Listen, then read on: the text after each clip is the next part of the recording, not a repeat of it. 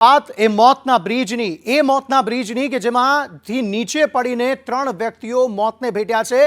वडोदराना पादरामां गंभीरा bridge तूट्यो छे। Bridge दुर्घटनामां 3 लोकोना मौत थई चूक्या छे। 5 लोकोने बचाववामां आव्या छे, जेमनुं रेस्क्यू करवामां आव्युं छे। आकाशी तस्वीरो ए ब्रिजनी वच्चोवच्चनो जे भाग होय छे ए ज आखो नीचे धराशायी थई गयो, जेमां चालक पासे कोई ज स्कोप नहोतो के पोतानो जीव ते बचावी शके अथवा तो बीजी कोई जग्याए ते जई शके, सामेनी तरफ जई शके।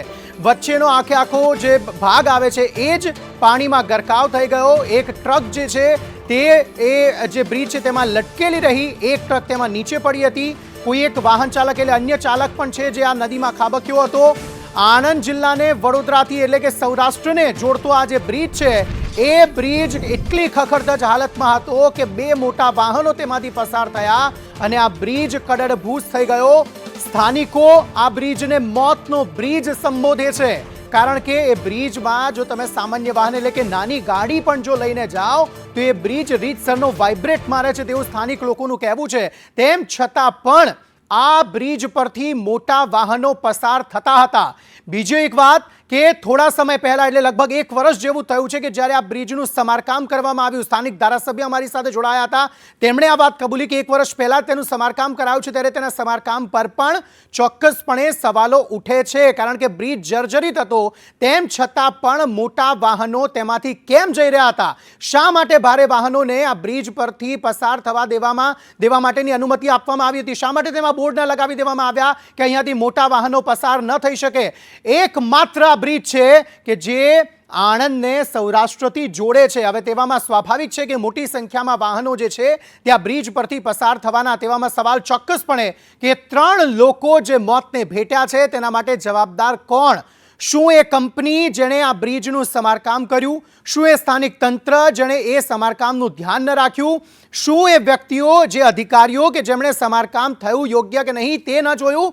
એ તમામ સવાલો અત્યારે આ 3 લોકો જે મોતને ભેટ્યા છે તેમના પરિવારજનો પૂછી રહ્યા છે કે આખરે અમારા સ્વજનનો વાંક શું? એક વ્યક્તિ જે પોતે ટ્રક ચલાવી પોતાના પરિવારનું ગુજરાન ચલાવતો હશે, એક વ્યક્તિ જે બાઇક લઈને પોતાના કામ ધંધે જતો હશે, તે વ્યક્તિને ખબર પણ નહીં હોય કે આ બ્રિજમાંથી જ્યારે હું પસાર થઈશ ત્યારે આ બ્રિજ પરથી હું સામે નહીં જઈ શકું અને વચ્ચે જ મોત જે છે તે મારી રાહ જોતું હશે। અને એ મોત તંત્રના કારણે, अन्य कोईना कारणे नहीं, कुदरती मौत पण नहीं, परंतु तंत्रना कारणे, तंत्रनी लापरवाहीना कारणे, तंत्रनी बेदरकारीना कारणे आ घटना बनवा पामी छे। कारण के स्थानिको वारंवार रजूआत करी चूक्या छे आ ब्रिजने लईने અને આ બ્રિજ જે છે તે મોતના બ્રિજ તરીકે સ્થાનિકો જે છે તે સંબોધે છે। તેવામાં સવાલ ચોક્કસપણે થવાનો કે આ બ્રિજમાં જ્યારે આ ઘટના ઘટી છે, આ બ્રિજ કડડભૂસ થયો છે અને 3 લોકોના મોત થયા છે, ત્યારે 3 લોકોના મોતના જવાબદાર કોણ? જે તરવૈયા છે, રેસ્ક્યુ કામગીરી છે ચોક્કસપણે થઈ રહી છે અને 5 લોકોને બચાવવામાં આવ્યા છે, પરંતુ એ 3 લોકોના મોત માટે જવાબદાર કોણ? તે સવાલ અત્યારે આખું ગુજરાત જે છે તે તંત્રને પૂછે છે। પાદરા આનંદ મુજપુર ગંભીરાને જોડતો બ્રિજ છે, જે અત્યંત ભયંકર બ્રિજ હતો, જેને અમે નામ મોતનું બ્રિજ આપ્યું હતું। ખરેખર તે આજે મોતનો બ્રિજ સાબિત થયો છે। આની અંદર 2 થી વધારે ટ્રક અને ઇકો જેવી અન્ય ગાડીઓ અંદર ધરાશયી થઈ છે અને વારંવાર તંત્રને રજૂઆત કરતા અને બ્રિજ એટલો વાઇબ્રેટ થતો હતો કે એની કોઈ ક્ષમતા જ નથી, પણ તંત્રએ કોઈ ઊંઘ ના ઉડાડવાને કારણે આજે આ બ્રિજ છે ધરાશયી થયો છે અને કેટલાય લોકોની અંદર જાનહાનિ થઈ છે। 3 થી વધારે લોકોને રેસ્ક્યુ કરવામાં આવ્યા છે અને હાલ જે છે ટીમ બધાનો સપોર્ટ મળી રહ્યો છે। આમાં ફક્ત અને ફક્ત સરકારી તંત્ર જવાબદાર છે। ઘણા સમયથી આણંદ જિલ્લાના પ્રતિનિધિઓ, વડોદરા જિલ્લાના પ્રતિનિધિઓ દ્વારા આ બાબતે ઘણીવાર રજૂઆત કરી છે।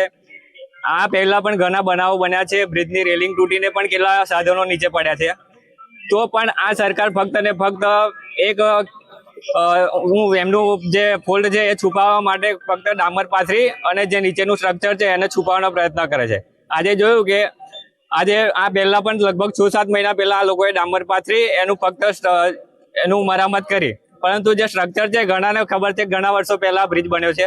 ઘણાની જીવાદોરી સમાન જ છે। અહીંયાથી પ્રાઇવેટ સેક્ટરમાં નોકરી કરતા કર્મચારીઓ પણ અહીંનો ઉપયોગ કરે છે। શાકભાજી વેચનારા ખેડૂતો અને ખરીદી વેચાણ કરનારા ઘણા લોકો આ બ્રિજનો ઉપયોગ કરે છે અને ભારવાહક સાધનો પણ અહીંથી જાય છે, છતાં પણ આ લોકોએ કંઈ ધ્યાન પર લેતા નથી। અને એનો આજે આ ઘોર નિંદ્રાનો ભંગ ઘોર નિંદ્રામાં રહેલી આ સરકારનું પરિણામે આજે આ જાનહાની મોટી દુર્ઘટના બની છે. બ્રિજ તૂટી પડવાની દુર્ઘટના તો વર્ષોથી નક્કી જ હતું કે જો આ નવો નહીં બને તો તૂટવાની આશંકા છે જ, કારણ કે વર્ષ વારંવાર રજૂઆતો અને કમ્પ્લેનો કરવા છતાં ખાલી એને ઠીંગરો બિંગરો પૂરી રિપેરિંગ કરવામાં આવતો હતો, પણ ઉપર ડોમર પાથરી દેતા હતા, પણ નીચે જે સ્લેબ જે એનો હતો એની અંદર જે ખાડા ને એ પડી ગયું હતું એનું કોઈ જ એ નહોતું, ખાલી કપચીથી ખાડા ભરીને ઉપર ડોમર પાથરી દે એટલે આ અકસ્માત તો સર્જાવાની શક્યતા હતી જ.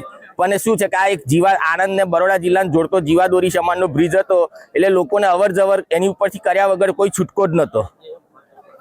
કેટલા લોકો જાનહાનિ કઈ વાહનો પડેલા છે? હવે એનો તો હજુ રેસ્ક્યુ ટીમ રેસ્ક્યુ કરી રહી છે એટલે હજુ કોઈ નક્કી આંકડો નથી, પણ અત્યારે તો જોયા પ્રમાણે આશંકા છે કે 3 ટ્રકો, 1 ઇકો ગાડી, 1 રિક્ષા અને બાઇકો નોકરિયાટોનો કેટલો મહી ગયો છે એ તો કોઈ ગણિતનો આંકડો હજુ બહાર આવ્યો જ નથી. એની અંદર 2 પિલર વચ્ચેના ભાગનો સ્લેબ જે છે એ ઢળી પડ્યો છે. એમની અંદર પ્રાથમિક રીતે આપણને જે માહિતી મળી છે એ મુજબ 2 ટ્રક્સ, 2 ત્યાં ઇકો વાન અને એ સિવાય 1 પિકઅપ વાન અને અન્ય વ્હીકલ્સ ત્યાં એમાં અંદર પડ્યા છે.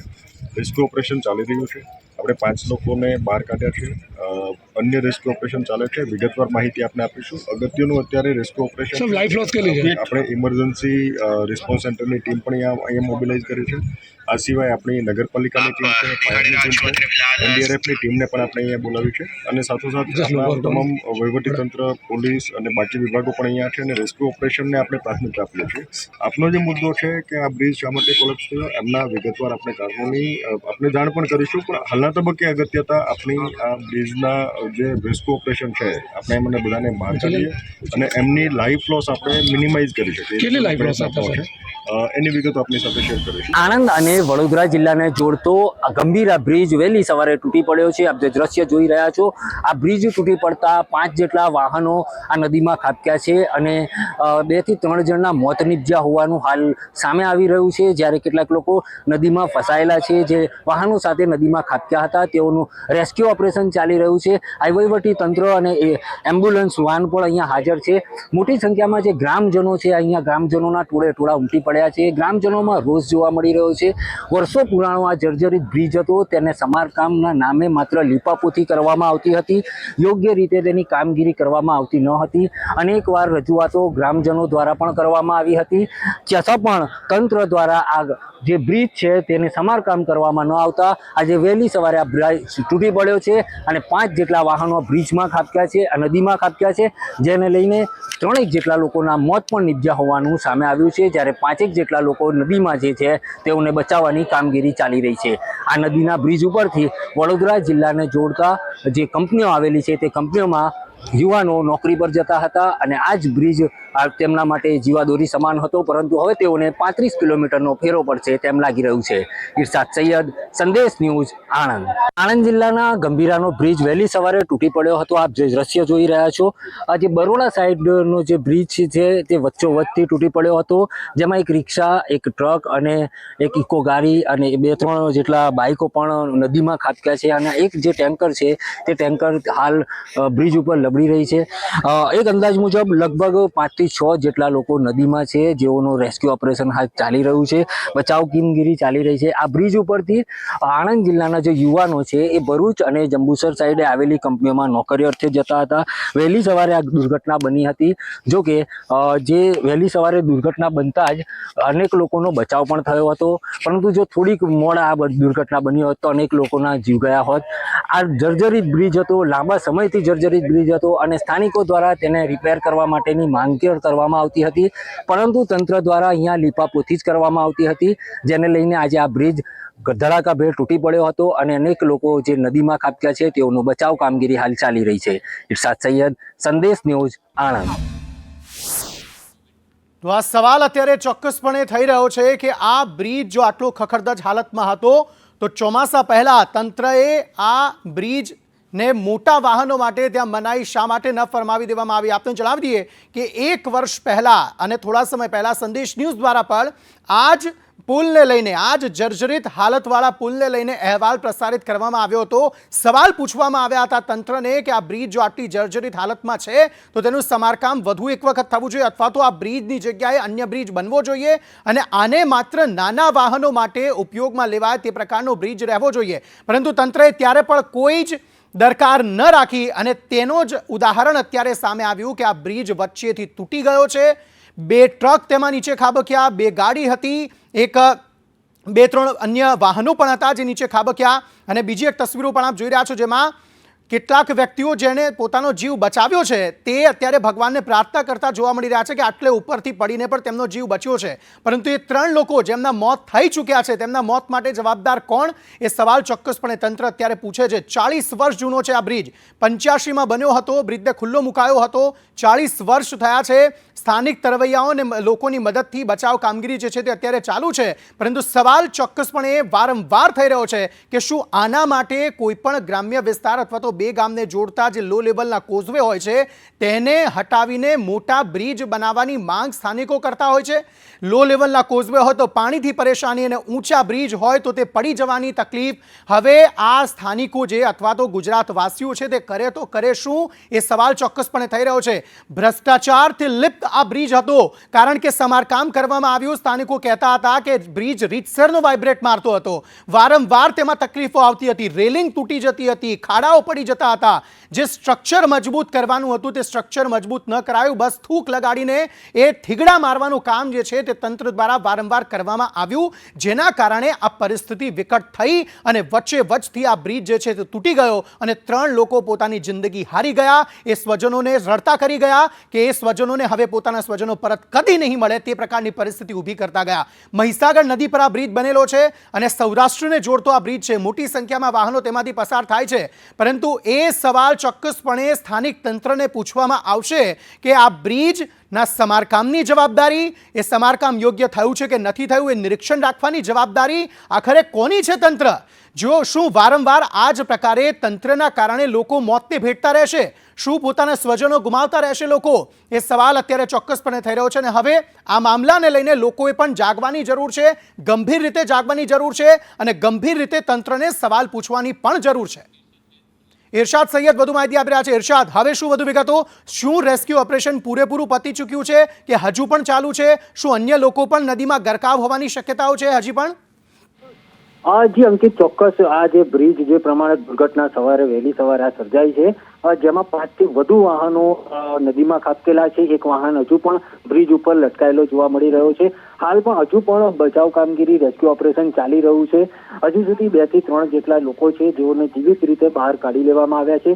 પરંતુ જે એક રિક્ષા છે, ઇકો ગાડી હતી, એક ટેન્કર છે અને 3 જેટલા વ્હીકલ 2 વ્હીલર છે, આ વાહનો ઉપર જે લોકો સવાર હતા તે લોકોનો હજુ સુધી કોઈ અતોપત્તો મળ્યો નથી, જેને લઈને ફાયર વિભાગ અને વહીવટી તંત્ર દ્વારા હાલ જે બચાવ કામગીરી હજુ પણ ચાલી રહી છે. ફાયરની ટીમો, 108ની ટીમો હાલ ઘટના સ્થળે છે, તેમજ પોલીસ દ્વારા પણ જે બ્રિજને બંધ કરી દેવામાં આવ્યો છે બંને તરફ અને જે લોકોના ટોળા થયેલા છે એ ટોળાને વિખેરવામાં આવી રહ્યા છે. જે પાદરા અને આણંદને જોડતા આ જે બ્રિજ હતો અને વચ્ચેથી તૂટ્યો છે ત્યારે જે નોકરિયાતો હતા એ નોકરિયાતો 4 થી 5 જેટલી બાઈકો એ નોકરિયાત યુવાનોની હતી અને તે નીચે ખાબકી છે અને હજુ સુધી એનો કોઈ પતો લાગ્યો નથી. જી, એટલે સ્થિતિ એવી છે કે હજુ પણ મોતનો આંકડો વધી શકે છે? ઇરશાદ, જી ચોક્કસ, હજુ સુધી 3 જેટલા લોકોને જીવિત બહાર કાઢવામાં આવ્યા છે, પરંતુ હજુ એક પણ ડેડ બોડી બહાર કાઢવામાં આવી નથી અને કેટલા લોકો નીચે છે એ પણ તંત્ર પાસે તેના પણ આંકડા નથી. હજુ માંડ અડધા કલાક પહેલા જ ફાયર વિભાગ અહીંયા આવ્યું છે અને રેસ્ક્યુ ઓપરેશન શરૂ કર્યું છે. 1 કલાક સુધી અહીંયા કોઈ જ ટીમ આવી ન હતી. ખાલી સ્થાનિકો દ્વારા નાવડીઓમાં જે બચાવ કામગીરી કરવામાં આવી હતી અને 3 જેટલા લોકોને સ્થાનિકો દ્વારા બહાર કાઢવામાં આવ્યા હતા. બિલકુલ ઇરશાદ, અને સ્થાનિક લોકો તો એવું કહી રહ્યા છે કે આ રીતસરનો મોતનો બ્રિજ જ હતો, કારણ કે જો કોઈ સામાન્ય વાહન પણ એમાંથી પસાર થાય તો રીતસરનો બ્રિજ વાઇબ્રેટ મારતો હતો. સ્થાનિક તંત્ર આ મામલે શું કરતું હતું? શું સ્થાનિક તંત્રને આ બાબતથી ખ્યાલ નહોતો કે જો મોટા વાહનો અહીંથી પસાર થાય છે તો આ રીતસરનો બ્રિજ જે છે તે વાઇબ્રેટ મારે છે અને તૂટી પણ શકે છે? જી ચોક્કસ અંકિત, વાત કરીએ તો આપણે સંદેશ ન્યૂઝ દ્વારા પણ આ જર્જરિત બ્રિજનો અહેવાલ પ્રસિદ્ધ કરવામાં આવ્યો હતો અને આ જે બ્રિજ છે તેની ઉપર મોટા ખાડા પડેલા હતા. તેમજ જે વચ્ચેની તિરાડો આવે છે, તિરાડો પર પોડી થઈ ગઈ હતી અને જે રેલિંગો આવે છે, રેલિંગોમાં તિરાડો હતી. આ વર્ષોથી આ જર્જરિત બ્રિજ હતો અને તેની અનેકવાર સ્થાનિકો દ્વારા પણ રજૂઆતો કરવામાં આવી હતી. અનેકવાર સ્થાનિકો દ્વારા નેતાઓને, અધિકારીઓને આ બાબતે જાણ કરવામાં આવી હતી, પરંતુ સ્થાનિક તંત્ર કુંભકર્ણની નિંદ્રામાં જ રહ્યો હતો અને તેના જ કારણે આજનો બનાવ બનવા પામ્યો છે. જો સ્થાનિક તંત્ર દ્વારા આની મામલે કોઈ પણ કાર્યવાહી કરવામાં આવી હોત કે જે જર્જરિત બ્રિજ છે તેનું સમારકામ યોગ્ય રીતે કરાવવામાં આવ્યું હોત તો આ દુર્ઘટના બની ન હોત, તેમ સ્થાનિકોનું કહેવું છે. જી ઇરશાદ, બનેલા રહેજો અમારી સાથે. તો જે સ્થાનિક ધારાસભ્ય છે તે તો એવું કહી રહ્યા હતા કે આ બ્રિજનું સમારકામ 1 વર્ષ પહેલા જ કરવામાં આવ્યું છે, પરંતુ સમારકામ થયું કેવી રીતે? હવે થોડી ડિટેલ આપી દઈએ આ બ્રિજ વિશે. વડોદરાના પાદરાનો આ ગંભીરા બ્રિજ છે જે 1981માં બન્યો હતો. 1985માં બ્રિજને લોકો માટે ખુલ્લો મૂકવામાં આવ્યો. વ્હીકલ ત્યાંથી પસાર થતા શરૂ થયા, એટલે લગભગ 40 વર્ષનો સમય થઈ ચૂક્યો છે. અને આ પહેલા પણ વર્ષ 2022માં પણ એક બ્રિજ દુર્ઘટના અહીંયા બની હતી.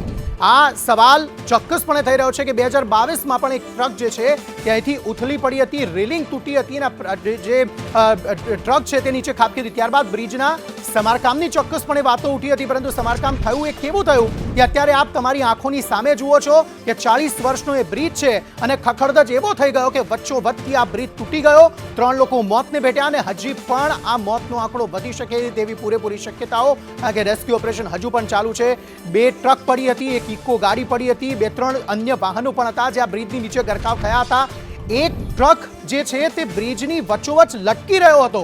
એ વ્યક્તિ જે ટ્રકમાં બેઠો હશે તે ભગવાનનો પાડ માનતો હશે કે તેણે એમનો જીવ બચાવી લીધો, પરંતુ જે લોકો નીચે પડી ગયા, જે લોકોના મોત થઈ ગયા, તેમના સ્વજનો સવાલ પૂછી રહ્યા છે કે આખરે અમારા એ સ્વજનનો વાંક શું? શા માટે તંત્રના વાંકના કારણે વારંવાર લોકો મોતને ભેટી રહ્યા છે?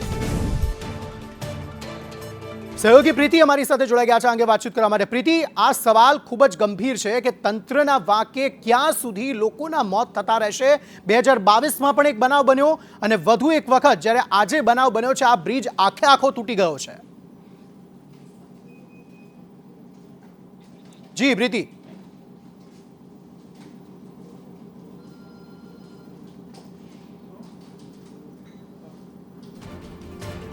મને અવાજ જ નહીં. તો આ સ્થિતિ છે એવી કે મોરબી બ્રિજ દુર્ઘટના થઈ હતી, ત્યારબાદ તંત્ર જાગ્યું હતું, થોડા અંશે જાગ્યું હતું. તમામ બ્રિજનું સમારકામ થશે, તેની ચકાસણી થશે તેવી સુફિયાણી વાતો થઈ હતી, પરંતુ એ સુફિયાણી વાતોમાં અત્યારે સ્થિતિ એવી છે કે માત્ર વાતો હતી, કાગળ પરની વાતો હતી, કોઈ જ કામ થયું નહોતું.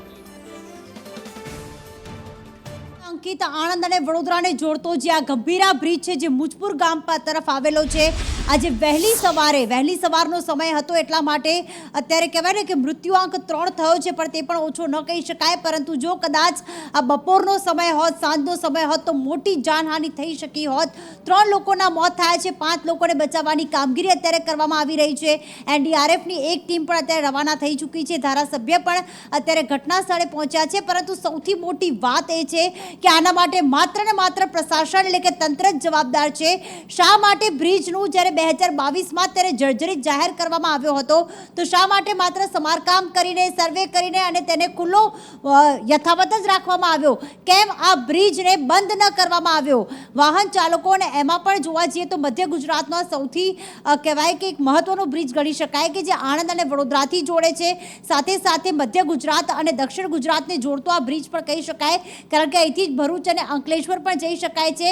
આટલો મોટો બ્રિજ જ્યાંથી હજારો વાહનો દરરોજના પસાર થાય છે, હેવી વ્હીકલ્સ એટલે કે ટ્રેક્ટર છે, ટ્રક છે, આ બધા જ પસાર થાય છે.